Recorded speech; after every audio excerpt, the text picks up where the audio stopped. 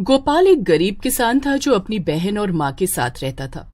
उसके पिताजी दुनिया में नहीं थे और वो अकेले सारे घर को संभालता था। गरीब होने के कारण उसके पास शादी करने के लिए बहुत पैसे नहीं थे, इसलिए वो सरकार जो सामूहिक विवाह कराती है उसमें शादी कर रहा था।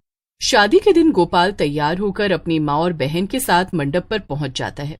माँ, यहाँ तो कितनी भीड़ है ना, कितने सारे दूल्हे दुल्हन हैं, सब एक जैसे ही लग रहे हैं। हाँ बेटा।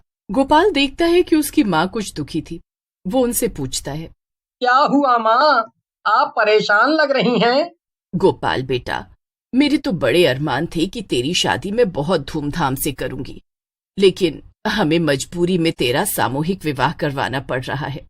अरे माँ, शादी तो शादी होती है ना, इससे क्या फर्क पड़ता है कि कहाँ हो रही है। अब तुम दुखी मत हो, हम लोग अपनी राखी की शादी खूब धूमधाम से करेंगे।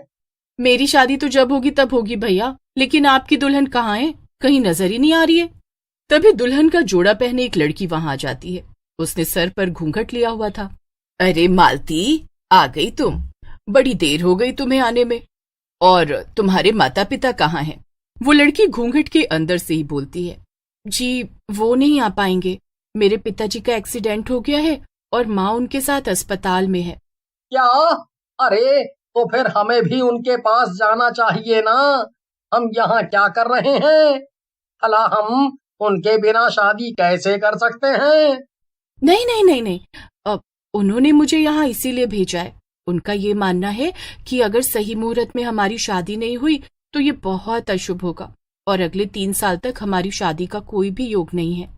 मालती की बात सुनकर सभी लोग सोच में पड़ जाते हैं। बेटा, ये कह तो ठीक ही रही है।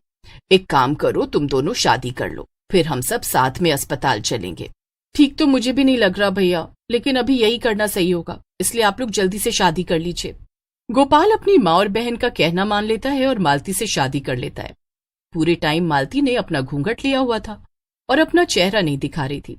जैसे ही शादी हो जाती है तो मालती और गोपाल अपनी माँ का आशीर्वाद लेने के लिए आगे आते हैं, लेकिन तभी वहां पर भागते भागते मालती के माता पिता आते हैं। अरे अरे, ये सब क्या हो रहा है? अरे पिताजी, आप यहाँ कैसे? आपका तो एक्सीडेंट हो गया था ना? अरे कोई एक्सीडेंट नहीं हुआ था। ये जो लड़की घूंघट के पीछे है, ये मेरी बेटी नहीं है, ये एक चुड़ैल है, चुड़ैल। मालती के पिता की बात सुनकर गोपाल और बाकी सब डर जाते हैं। तभी वो लड़की अपना घूंघट हटा देती है और सच में उसके पीछे एक चुड़ैल खड़ी हुई थी। गोपाल और उसका परिवार ये सब देखकर बहुत डर जाते हैं। ये क्या?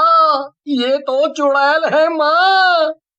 अरे यही तो मैं कब से कह रहा हूँ ना, इस चुड़ैल ने रास्ते में हमारी गाड़ी रोक दी और मेरी बेटी से जबरदस्ती उसका शादी का जोड़ा छीन लिया।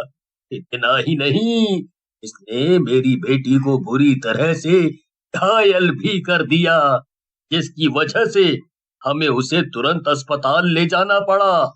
अरे नहीं बेटा, तो तूने एक चुड़ैल से शादी कर ली? क्या? नहीं, एक चुड़ैल मेरी भाभी कैसे हो सकती है? नहीं नहीं नहीं नहीं, नहीं।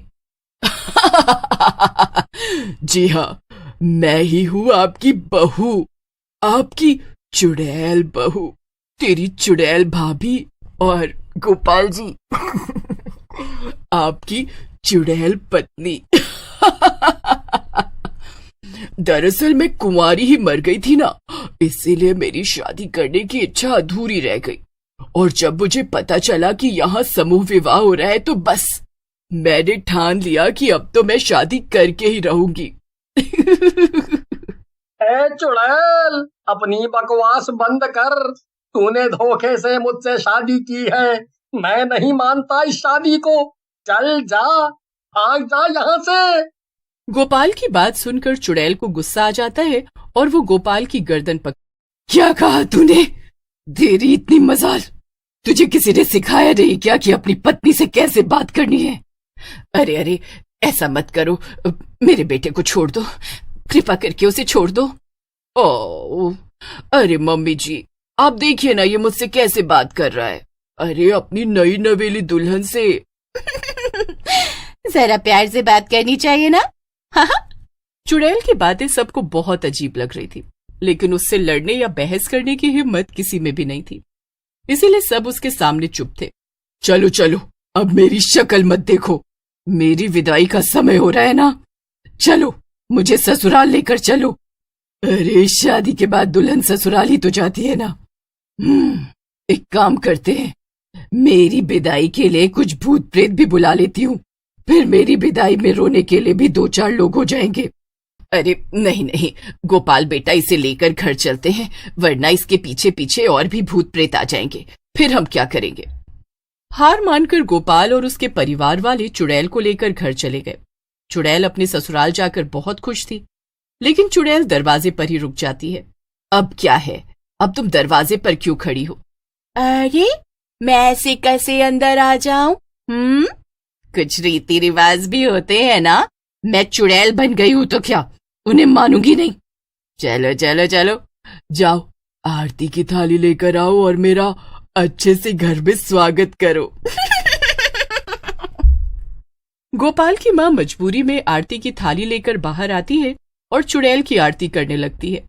गोपाल की माँ मन ही मन सोचती है, कितने सपने सजाए थे मैंने कि मेरी बहू आएगी तो मैं ऐसा करूंगी वैसा करूंगी, और यहाँ मुझे एक चुड़ैल को अपनी बहू बनाकर उसकी आरती उतारनी पड़ रही है। हे भगवान, ये तुम्हारी कैसी महिमा है। क्या सोच रही है बुढ़िया? मेरी आरती में कोई कमी नहीं होनी चाहिए, समझी? हाँ, समझ गई। ऐसे ही रात हो जाती है और गोपाल, उसकी बहन और उसकी माँ साथ में बैठकर बात कर रहे थे। भैया अब क्या करेंगे? क्या ये चुड़ैल हमेशा हमारे साथ ही रहेगी? नहीं नहीं, ये कैसे हो सकता है भला? ऐसे तो हमेशा हमारी जान को खतरा रहेगा ना। नहीं, ऐसा नहीं होगा, क्योंकि मुझे समझ आ गया कि अब मुझे क्या करना है। इस पागल चुड़ैल से तो मैं अपना पीछा छुड़वा के ही रहूंगा। इतना कहकर गोपाल सोने चला जाता है। अगले दिन सुबह सुबह वो सब लोगों को इकट्ठा करता है। क्या बात है पतिदेव, सुबह सुबह क्या कहना है आपको? माँ, मेरी शादी तो हो गई, लेकिन अब मुझे हनीमून पर जाना है। गोपाल की बात सुनकर उसकी बहन और माँ तो एकदम दंग रह जाते हैं, लेकिन चुड़ैल ये सुनकर खुश हो जाती है। हाय, अरे वाह, हाँ, ये तो बड़ा ही अच्छा आइडिया है। सही बात है, हनीमून पे जाने के बिना तो शादी अधूरी है ना। अरे लेकिन विदेश जाने की क्या जरूरत है, हम लोग कुल्लू मनाली चलते हैं ना।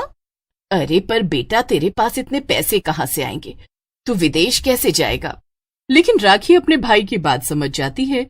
चुड़ैल ने अपना एक संदूक तैयार कर लिया और वो गोपाल के साथ निकल गई। दोनों प्लेन में बैठ जाते हैं। गोपाल चुपचाप बैठा था, उसके दिमाग में तो कुछ और ही चल रहा था।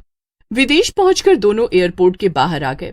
गोपाल चुड़ैल को एक टैक्सी में बिठाकर कुछ दूरी पर एक खाली मैदान में ले जाता है। चुड़ैल को वो जगह पसंद आ जाती है। अरे वो टैक्सी वाला है ना, उसे पैसे देने हैं। यहीं रुककर इन नजारों का आनंद लो, तब तक मैं उसे पैसे देकर आता हूँ और तुम्हारे लिए कुछ खाने को भी लेकर आता हूँ। गोपाल इतना कहकर भागते हुए सीधा टैक्सी वाले के पास पहुंच गया और उससे बोला, भैया जितनी जल्दी हो सके गाड़ी यहाँ से भगाओ और सीधा एयरपोर्ट ले चलो। हैं? हाँ। टैक्सी वाले ने ऐसा ही किया और गोपाल को लेकर एयरपोर्ट चला गया। गोपाल ने वहां से वापसी की टिकट कर रखी थी और वो प्लेन में बैठ गया। प्लेन में बैठने के बाद उसने चैन की सांस ली। बाप रे, कितना मुश्किल था इस चुड़ैल से पीछा छुड़ाना। अगर मैं इसे अपने देश में ही कहीं घुमाने ले जाता तो हो सकता है ये वापस आ जाती, लेकिन अब ये यहाँ से कभी वापस नहीं आ पाएगी। उधर चुड़ैल हर जगह अपने पति गोपाल को ढूंढती रह जाती है और गोपाल खुशी खुशी अपने घर वापस लौट आता है। इसी के साथ साथ उसने फिर से एक आम जिंदगी जीनी शुरू कर दी।